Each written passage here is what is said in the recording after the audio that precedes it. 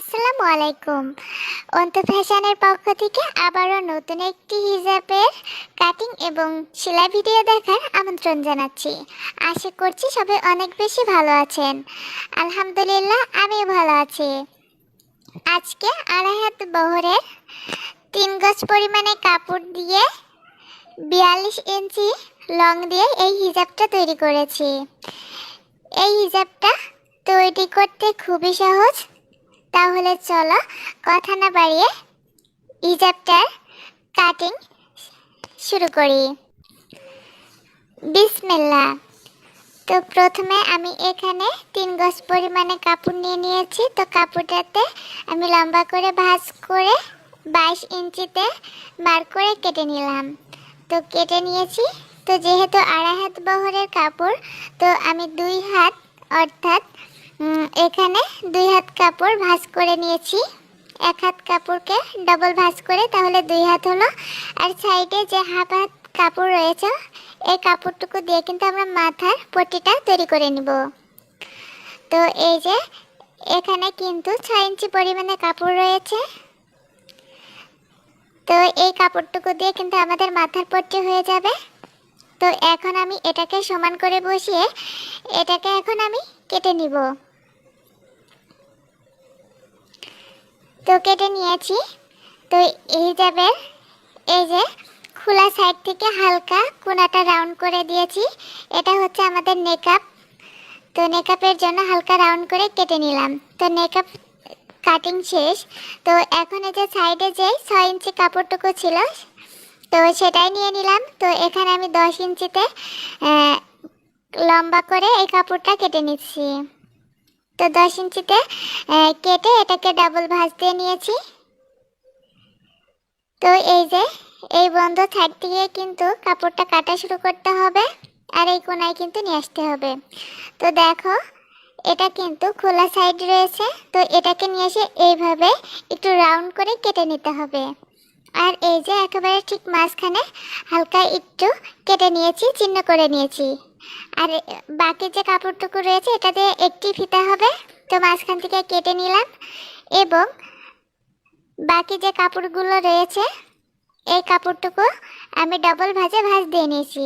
তো এই অংশটা আর এই অংশটা খোলার, সামনেরটা শুধুমাত্র বন্ধ। তো এই যে এই অংশটা বন্ধ রয়েছে। তো বন্ধ সাইডটাকে আমি এখন এটাকে এইভাবে নিয়ে চলে আসব।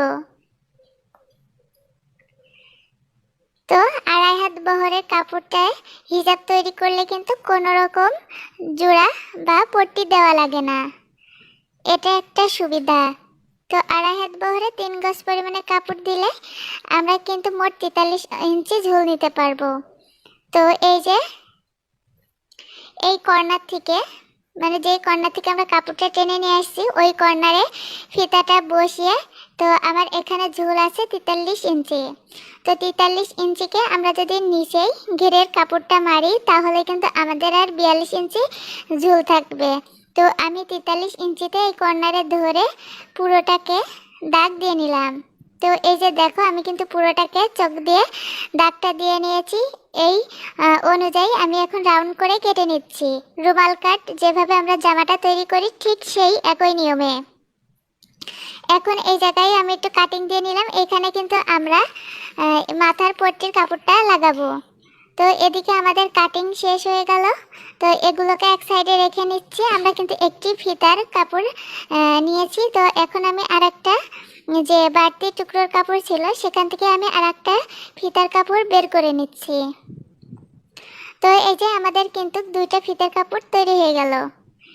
তো এখন হচ্ছে চলে আসলাম সেলাই করতে। তো এখান থেকে আমি প্রথমে কপালের পট্টিটা নিয়ে নিয়েছি, আর এই যে হিজাবের বড় অংশটা নিয়ে নিয়েছি। তো এই যে যেখানে আমরা একটুখানি চিহ্ন দিয়ে রেখেছিলাম, ওই জায়গাটা মিলিয়ে নিয়েছি। আর কাপড়টা এই পর্যায়ে কিন্তু সোজা আছে। আর হিজাবের কাপড়টাও কিন্তু ভিতরের দিকে উল্টা নিতে হবে। আর এটা কিন্তু ডবল পার্টি হয়।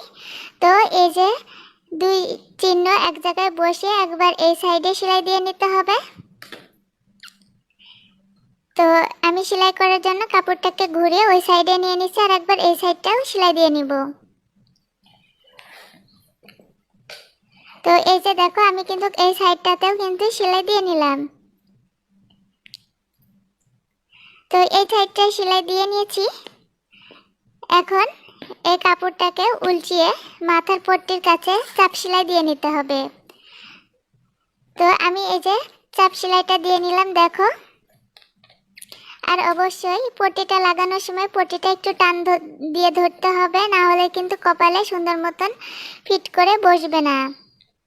তো এইভাবে কিন্তু আমি মাথার পট্টিটা লাগিয়ে নিলাম।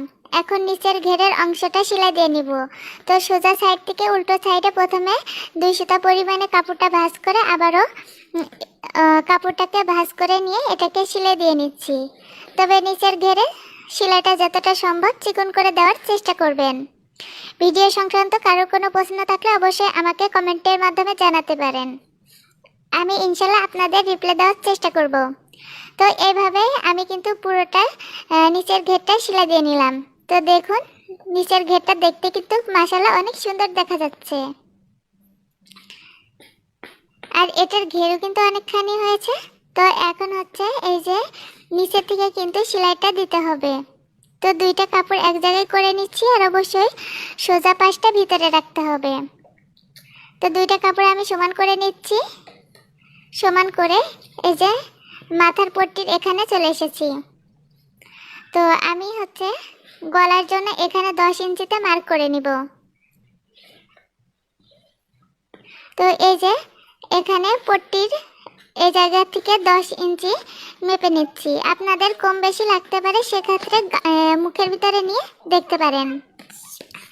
তো এখন হচ্ছে একেবারে নিচ থেকে ওই জায়গায় মার্ক করে নিয়েছি। এবার একেবারে নিচ থেকে 1/2 ইঞ্চি কাপড় রেখে এটাকে সেলাই দিয়ে নিব।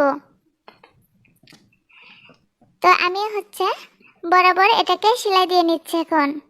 তো বরাবর সেলাই দিয়ে আর এই যে 10 ইঞ্চিতে আমরা মার্ক করে রেখেছিলাম এই জায়গাটা এসে নিয়ে সেলাইটা অফ করে দিতে হবে। তো এই যে আমাদের কিন্তু সেলাই দেওয়া হয়ে গিয়েছে, আর এই যে আমাদের হচ্ছে হিজাবের মুখ। তো এখন হচ্ছে আমি কাপড়টাকে সোজা করে যে সেলাইটা দিলাম তার উপর থেকে আবারও একটি চাপ সেলাই দিয়ে নিব। তো তৈরি হয়ে গেল। এখন হচ্ছে আমরা মেকআপের কাপড়টা নিয়ে নিয়েছি। তো মেকআপের কাপড়টাকেও কিন্তু একইভাবে যতটা সম্ভব চিকন করে সেলাই দেওয়ার চেষ্টা করবেন। তো আমি একইভাবে প্রথমে একটি ভাঁজ দিচ্ছি, দিয়ে তারপরে আবারও ডাবল ভাঁজ দিয়ে উপর থেকে একটি করে সেলাই দিয়ে নিচ্ছি। তো এইভাবে আমি পুরোটা কাপড় সেলাই দিয়ে নিব। একইভাবে আমি পুরোটাকে এই যে যতটুকু আমরা রাউন্ড করে কেটেছিলাম ঠিক ততটুকুই কিন্তু সেলাই দিয়ে নিলাম। তো সেলাই দেওয়া হয়ে গিয়েছে। এখন হচ্ছে উপরের সাইড। তো উপরের সাইডে আমি প্রথমে 2 সুতা পরিমাণে কাপড়টা ভিতরে ভাঁজ করে দিয়েছি, দিয়ে এখানে 1 ইঞ্চি পরিমাণে কাপড়টা চওড়া রেখেছি। তো এইভাবে এখন এটাকে আমরা সেলাই দিয়ে নিব। আর এই কাপড়ের উপরেই কিন্তু ফিতাটা বসবে। তো আমি হচ্ছে পুরোটা সেলাই দিয়ে নিলাম। তো এখন হচ্ছে এই দুইটা কাপড়, এই কাপড়টাকে আমরা মাঝখানতে আবারও ভাঁজ দিয়ে নিব।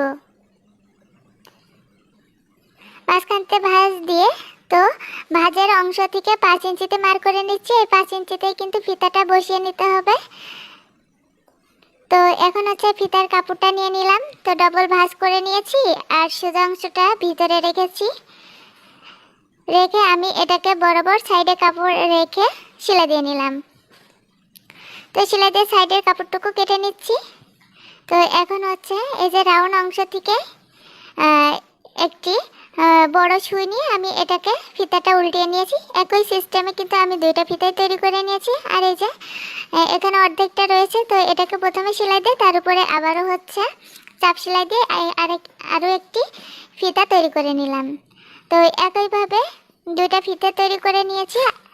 এর আগে আমার হিজাবের কাটিং এবং সেলাইয়ের ফুল ভিডিও দেওয়া রয়েছে, তো ওখান থেকে চাইলে আপনারা মেকআপের সেটিংটা দেখে আসতে পারেন। তো আমি অফ ক্যামেরায় কিন্তু